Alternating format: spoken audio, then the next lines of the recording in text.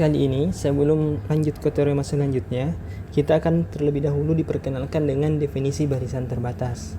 Barisan terbatas definisinya seperti berikut. Diberikan barisan Xn di real, jadi semua sukunya real. Kemudian barisan Xn terbatas jika terdapat bilangan real positif M, sehingga untuk semua bilangan asli n berlaku bahwa mutlak Xn itu kecil atau sama dengan M. Jadi seperti itu maksudnya terbatas. Jadi kalau kita hubungkan dengan yang suprimum infimum, intinya Xn itu pandang dulu sebagai barisan Xn, pandang dulu sebagai himpunan, kemudian temukan batas atasnya dan batas bawahnya. Jika ada batas bawahnya dan batas atasnya, maka dia pasti terbatas, tinggal diubah ke bentuk mutlaknya. Baik, kita langsung ke contoh supaya lebih dipahami lagi definisinya. Contoh, katakan kita punya barisan Xn itu adalah, ini contoh 1, isinya 1, min 1, 1, min 1, 1, dan seterusnya.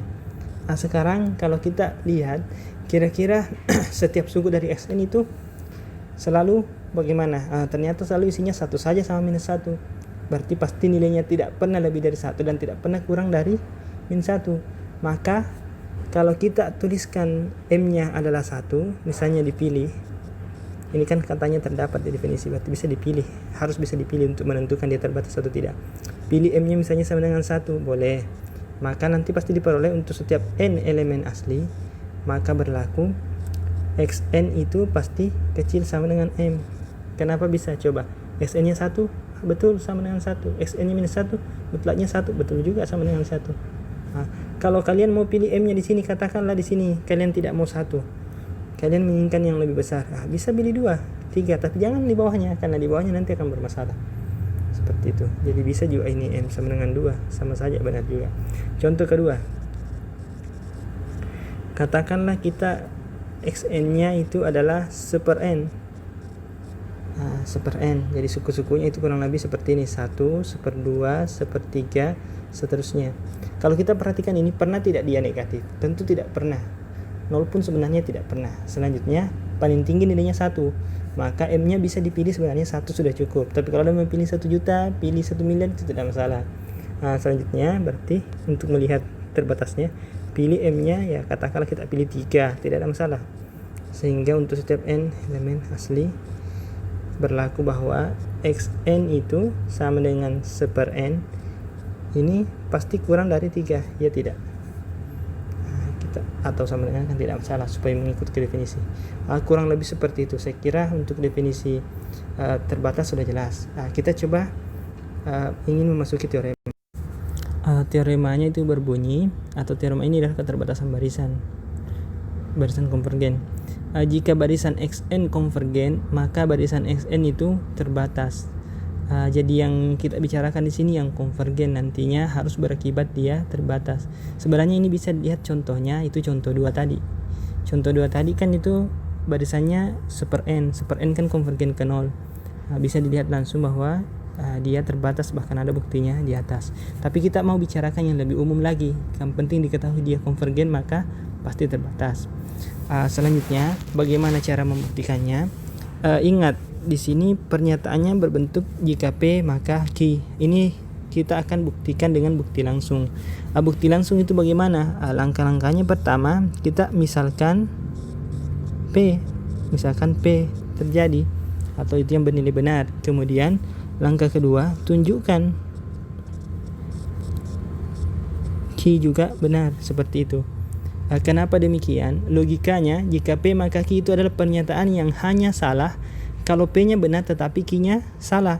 Jadi kalau kita ambil P-nya benar, kemudian ternyata kita dapat Q-nya salah, baru salah. Selain itu pasti benar. Berarti apa maksudnya? Kalau P-nya salah, kemudian kita bisa tunjukkan P-nya benar, maka kita bisa tunjukkan Q-nya juga benar, maka selesai. Kita tidak perlu mengecek ketika P-nya salah bagaimana, ketika P dan Q-nya sama-sama salah bagaimana. Itu tidak perlu, karena itu pasti bernilai benar menurut logika implikasi. Kita bisa mulai mungkin buktinya. Kita ke ataskan dulu.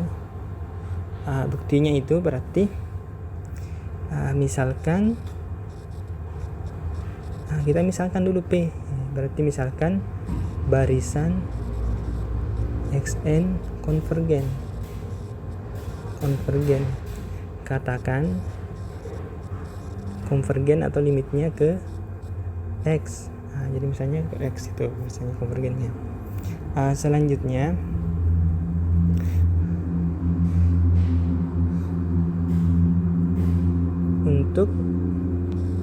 untuk bilangan 1 ini pastikan besar dari 0, diperoleh ada k elemen asli, sehingga untuk semua n yang besar sama dengan k itu berlaku bahwa mutlak xn kurang x pasti kurang dari 1. Jadi 1 ini tadi adalah kita ambil untuk epsilon di definisi. Jadi ini epsilon ini sebenarnya epsilon tadi yang definisi. Jadi kita itu ini sebenarnya ini epsilonnya 1. Itu boleh. Kenapa? 1 besar dari 0. Selanjutnya akibatnya apa akibatnya? Akibatnya untuk setiap n yang besar sama dengan k dengan ketaksamaan segitiga, dengan sifat nilai mutlak lah. Kita tidak pakai segitiga di sini. Dengan sifat nilai mutlak, kita bisa peroleh mutlak dari xn kurang mutlak x itu kan pasti kecil sama dengan xn kurang x. Ini kecil atau kurang dari 1. Apa yang kita bisa simpulkan dari sini? Berarti kan sebenarnya kita bisa tulis minus 1 kurang dari xn kurang dari mutlak x kurang dari 1. Sehingga kita bisa ambil salah satu implikasinya adalah mutlak xn itu kurang dari 1 tambah mutlak x. Sekarang kalau kita perhatikan barisannya, katakanlah barisannya berbentuk begini. Ini cuma idenya saja, kurang lebih tidak perlu dibukti sebenarnya. Ini kan x1, x2, x3. Katakanlah di sini adalah sk-nya. Ini xk tambah 1. Karena dikatakan bahwa di barisannya itu dikatakan bahwa barisan ini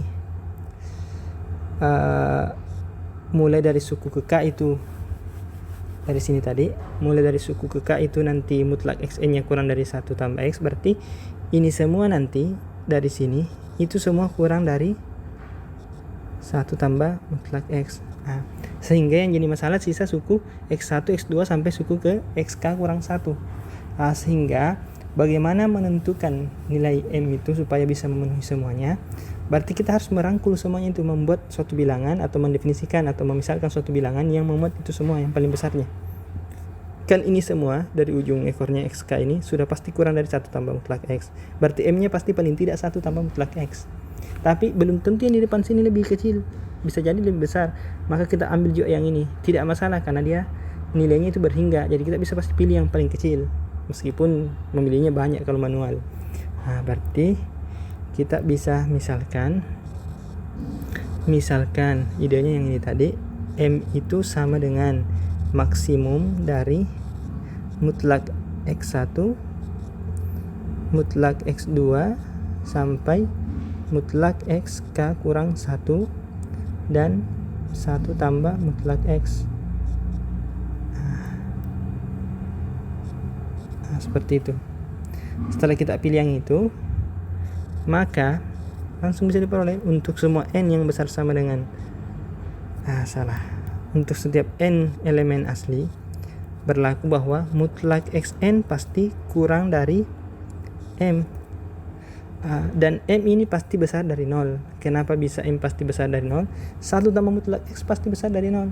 Baru di sini yang dipilih adalah maksimum. Berarti berlaku ini